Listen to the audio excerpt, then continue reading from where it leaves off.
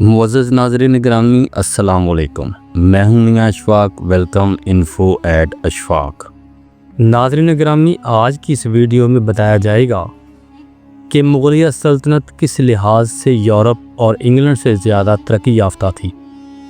مغل سلطنت کے آخری با اختیار حکمران کون تھے اور کس طرح انہوں نے 33 لاکھ مربع میل پر حکومت کی، اور کس کی وجہ سے ایک طاقتور مغلیہ سلطنت ٹکڑے ٹکڑے ہو گئی۔ طاقتور مرہٹہ سلطنت کا خاتمہ کس نے کیا اور کس طرح کیا، ان تمام تفصیلات سے آپ کو آگاہ کیا جائے گا۔ ہمارے چینل پر تمام ویڈیوز مکمل تحقیق کے ساتھ پیش کی جاتی ہیں۔ اگر آپ ہسٹری سے جڑے واقعات کو جاننا چاہتے ہیں تو چینل کو لائک اور سبسکرائب ضرور کریں۔ معی الدین محمد اورنگزیب عالمگیر نے ہندوستان پر با اختیار بادشاہ کے طور پر 1658 سے 1707 تک حکومت کی۔ انہوں نے 4 شادیاں کی۔ دلرس بانو ان کی پہلی اور سب سے محبوب بیوی تھی۔ یہ شاہی خاندان صوفیہ کی شہزادی تھی۔ دوسری بیوی کا نام نواب بائی تھا، جو راجپوت راجہ تاج الدین خان کی بیٹی تھی۔ ان کے بدن سے بہادر شاہ اول سمیت 2 بیٹے پیدا ہوئے۔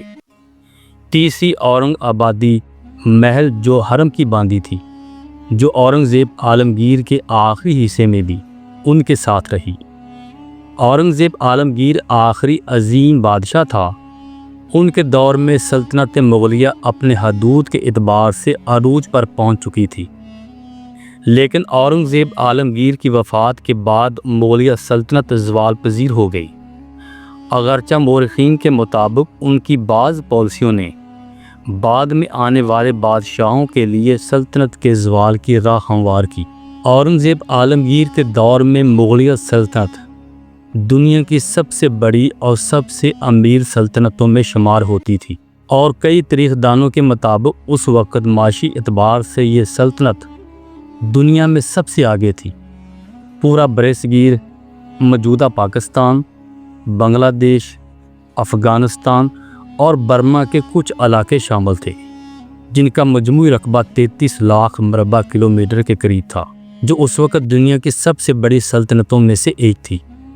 اس وقت انگلینڈ، فرانس اور پورے یورپ کی مجموعی دولت بھی مغلیہ سلطنت کے برابر نہیں تھی۔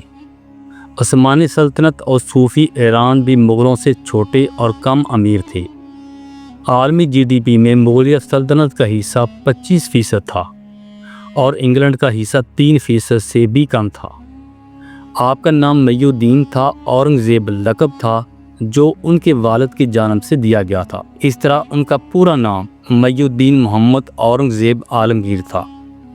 آپ 1618 کو صوبہ مالوا کے قصبے دہود میں پیدا ہوئے۔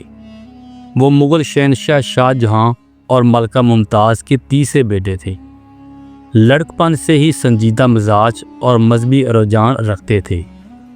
شاہی خاندان کی عام رنگینیوں سے دور رہے۔ انہوں نے دین کی تعلیم اور انتظامی امور کی تعلیم و تربیت حاصل کی۔ شاہ جہاں نے اپنے بیٹے دارا شکوہ کو ولی عہد نامزد کر رکھا تھا۔ اورنگزیب نے ابتدا میں اپنے بھائی مراد بخش کے ساتھ اتحاد کیا اور پھر فیصلہ کن معرکے میں مئی 1658 کو جنگ سمگڑا میں اپنے بڑے بھائی دارا شکوہ کو شکست دی۔ اس کامیابی کے بعد اورنگزیب عالمگیر نے اپنے والد شاہ جہاں کو آگرہ کے قلعے میں نظر بند کر دیا اور باقی بھائیوں کو راستے سے ہٹا کر خود تخت پر فائز ہو گیا۔ اورنگزیب نے تقریباً نصف صدی تک ہندوستان پر حکمرانی کی اور اس دوران وسیع پیمانے پر فوجی مہمات کے ذریعے سلطنت کی حدود میں بے مثال توسیع کی۔ اورنگزیب کی سب سے اہم فتوحات دکن کی مسلم سلطنتوں اور جنوبی ہند کے علاقوں میں ہوئیں۔ انہوں نے 1686 میں بیجاپور کی عادل شاہی سلطنت اور 1687 میں گولکنڈہ کی قطب شاہی ریاست کو بزور شمشیر فتح کر کے سلطنت مغلیہ میں شامل کر لیا۔ ان کی کامیابی کے نتیجے میں مغل سلطنت برصغیر کے تقریباً پورے جنوبی حصے تک پھیل چکی تھی۔ مرہٹہ جنگجوؤں نے گوریلا حربوں کے ذریعے مغل افواج کو آخری وقت تک الجھائے رکھا۔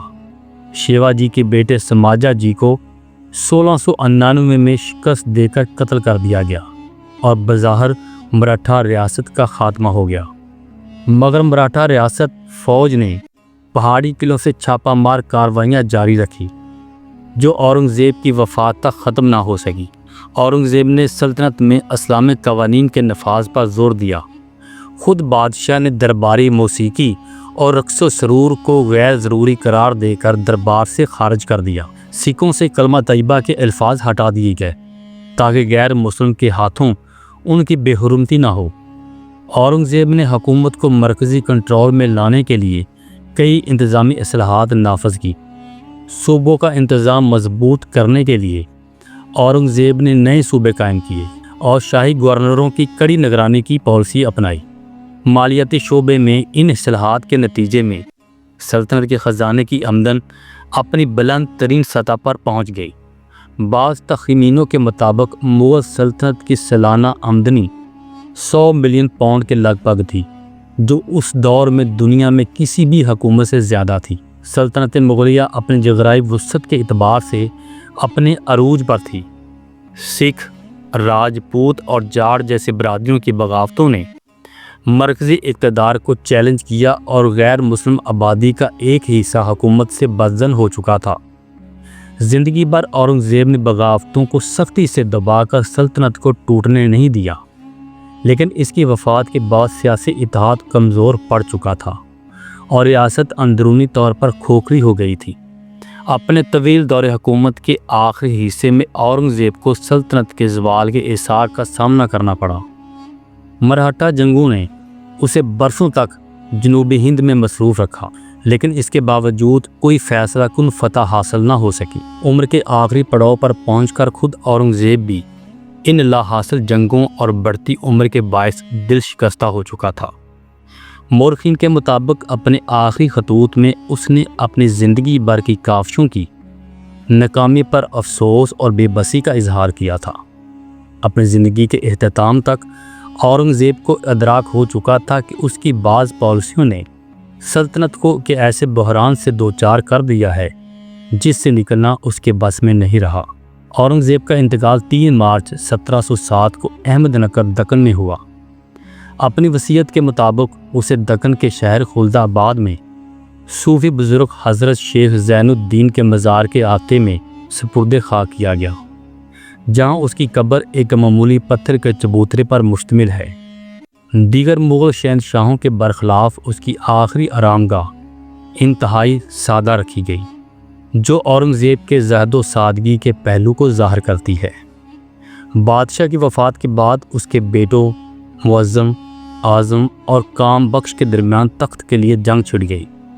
بالآخر معظم نے اپنے بھائیوں کو شکست دے کر بہادر شاہ اول کے لقب سے اقتدار سنبھالا، مگر نئی حکومت اندرونی طور پر کمزور تھی اور زیادہ عرصہ نہ چل سکی۔ اگرچہ اورنگزیب ایک وسیع اور طاقتور سلطنت چھوڑ کر گیا تھا، لیکن در حقیقت اس کے آخری برسوں میں سلطنت اندر سے کھوکھلی ہو چکی تھی۔ اورنگزیب کے بعد آنے والے حکمران ان مسائل کو نہ حل کر سکے، چنانچہ ان کی وفات کے چند دہائیوں بعد سلطنت مغلیہ زوال کا شکار ہو کر ٹکڑے ٹکڑے ہو گئی۔